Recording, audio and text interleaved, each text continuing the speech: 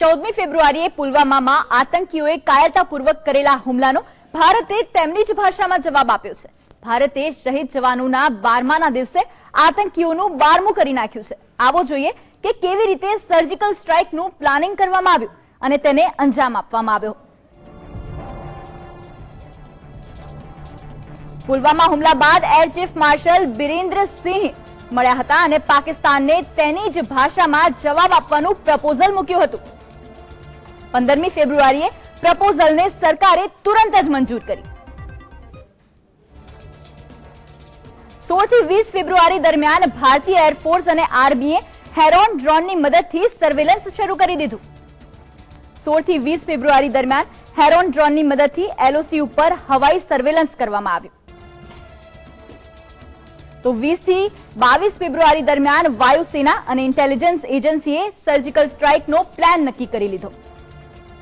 20 થી 22 ફેબ્રુઆરીમાં surgical strike માટેના સંભવિત ટાર્ગેટ પણ નક્કી કરવામાં આવ્યા। તો 21મી ફેબ્રુઆરીએ રાષ્ટ્રીય સુરક્ષા સલાહકાર અજીત ડોભાલ દ્વારા ટાર્ગેટ નક્કી કરવામાં આવ્યું। 24મી ફેબ્રુઆરીએ પંજાબના ભટિંડાથી વોર્નિંગ જેટ અને યુપીના આગ્રાથી મિડ એર જેટ લાવવામાં આવ્યું। 22મી ફેબ્રુઆરીએ વાયુસેનાના 1 સ્ક્વાડ્રન ટાઇગર્સ અને 7 સ્ક્વાડ્રન બેટલ એક્સિસને મિશન માટે તૈયાર કરી દેવામાં આવ્યા।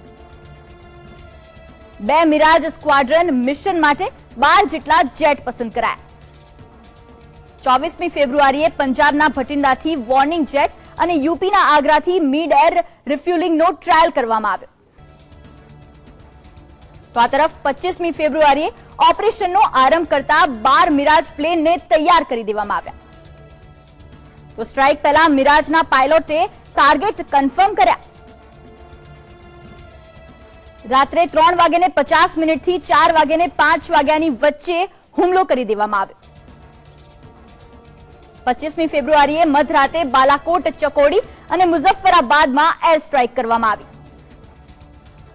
26મી ફેબ્રુઆરીએ સુરક્ષા સલાહકાર અજીત ડોભાલે વડાપ્રધાનને હુમલાની માહિતી આપી।